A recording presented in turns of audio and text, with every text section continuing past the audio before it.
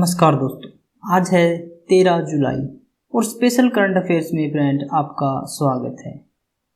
आज का हमारा पहला क्वेश्चन है, दक्षिण पूर्व एशियाई क्षेत्र में खसरा और रूबेला को समाप्त करने वाले पहले दो देश कौन से बन गए?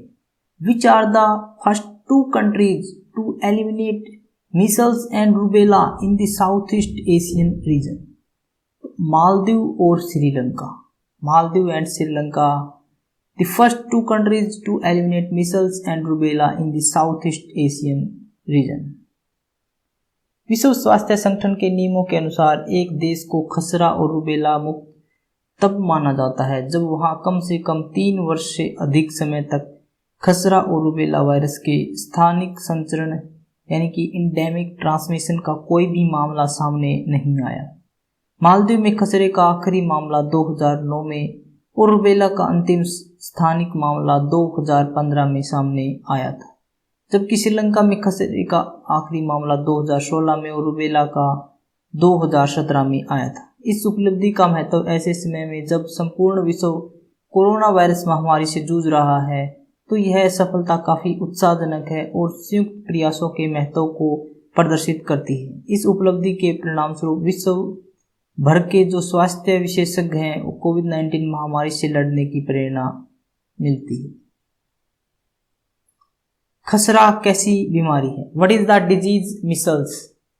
तो खसरा एक अत्यधिक संक्रामक वायरस जनित रोग होता है जो कि मुख्य रूप से बच्चों को प्रभावित करता है। Measles is a highly contagious virus borne disease that mainly affect the children. यह संक्रामक रोग विशेष रूप से मोरबीली वायरस के जीन्स पैरामिक्सो वायरस के संक्रमण से होता है। इसके लक्षणों में बुखार, खांसी और आंखों का लाल हो जाना आदि शामिल है। WHO के अनुसार खसरे का कोई विशिष्ट उपचार नहीं है और अधिकतर लोग 2-3 सप्ताह में अपने आप ही ठीक हो जाते हैं।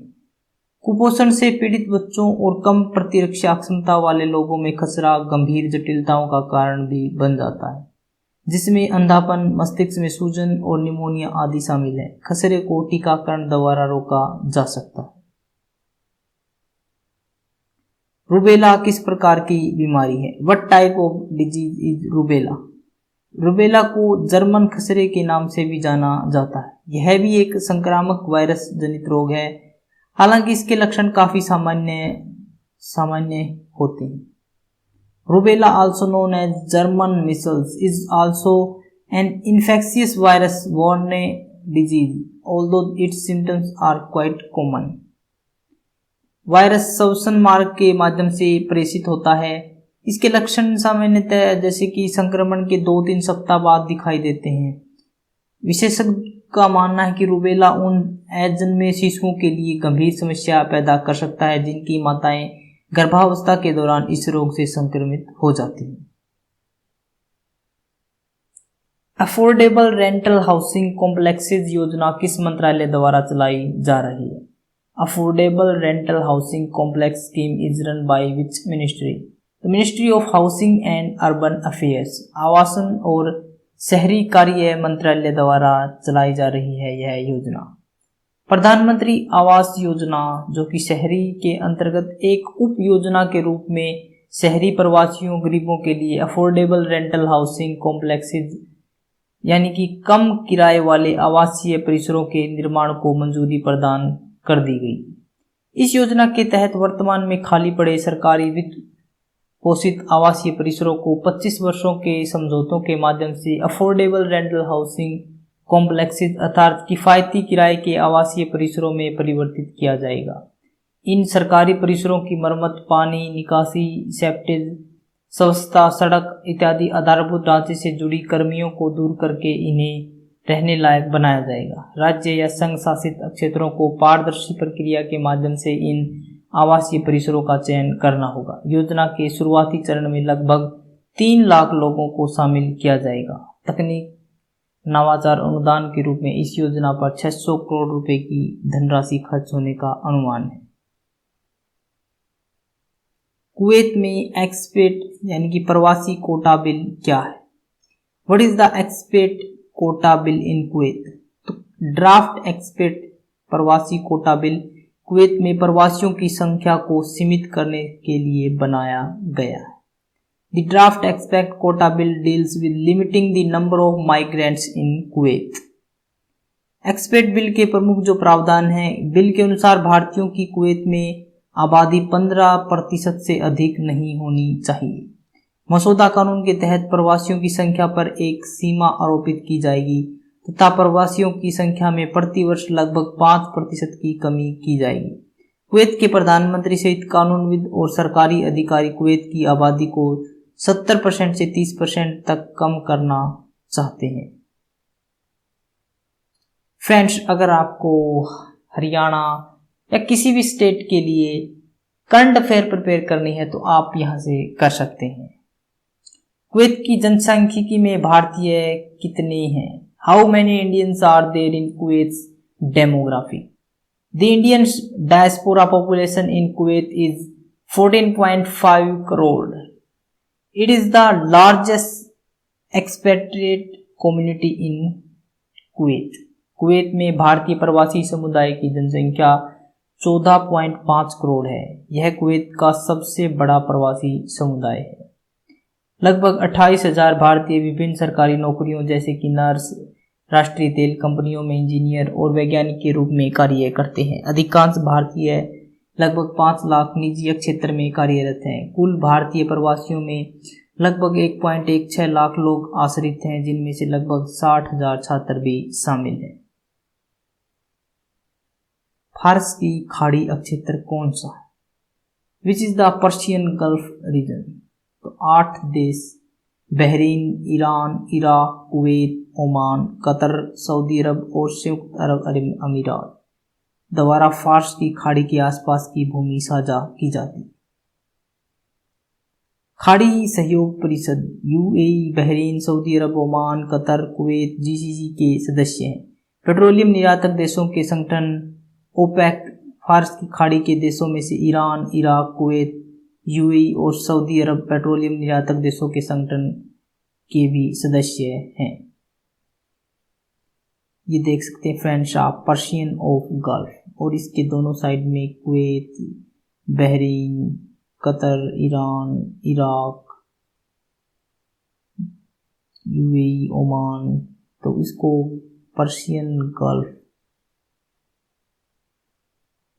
भगोड़ा आर्थिक अपराधी अधिनियम 2018 क्या है? What is the फ्यूगिटिव economic offenders act 2018? The bill includes strict measures to curb this trend of economic offenders who have escaped the Indian legal process from being outside the jurisdiction of Indian courts. इस विधेयक में भारतीय न्यायालयों के कार्यक्षेत्र से बाहर रहकर भारतीय कानूनी प्रक्रिया से बचने वाले आर्थिक अपराधियों की इस प्रवृत्ति को रोकने के लिए कड़े उपाय शामिल किए गए। बिल किसी व्यक्ति को भगोड़ा आर्थिक अपराधी घोषित करने की अनुमति देता है। उसके खिलाफ किसी निर्दिष्ट अपराध के संबंध में गिरफ्तारी वारंट जारी किया गया है और यह अपराध 100 करोड़ से अधिक की राशि वाला है। उसने देश छोड़ दिया है और मुकदमे का सामना करने के लिए देश लौटने से इनकार कर दिया है।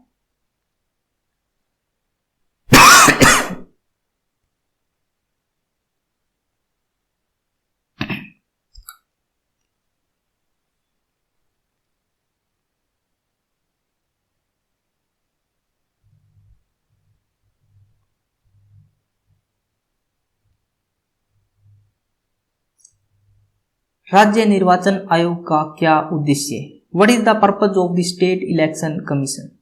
तो राज्य निर्वाचन आयोग के गठन का मुख्य उद्देश्य राज्य में स्थानीय निकायों के लिए स्वतंत्र, निष्पक्ष और तटस्थ निर्वाचन कराना है। The main objective of the formation of the state election commission is to conduct free, fair and net neutral elections for local bodies in the state. भारतीय संविधान के अनुच्छेद 243 के तथा 243 ZA में राज्य निर्वाचन आयोग संबंधी प्रावधान किए गए हैं। इसका गठन 73वें तथा 74वें संविधान संशोधन अधिनियम 1992 के तहत किया गया था। भारतीय संविधान के अनुसार भारत के निर्वाचन आयोग से स्वतंत्र इकाई है और राज्य निर्वाचन आयुक्त की नियुक्ति राज्य के राज्यपाल द्वारा की जाती है। कभी मत सोचिए कि आत्मा के लिए कुछ असंभव है। ऐसा सोचना सबसे बड़ा विधर्म है। अगर कोई पाप है तो वो यही है, ये कहना कि तुम निर्बल हो या अन्य निर्बल है। आप कुछ भी करने से पहले कभी ये मत सोचिए कि यह असंभव।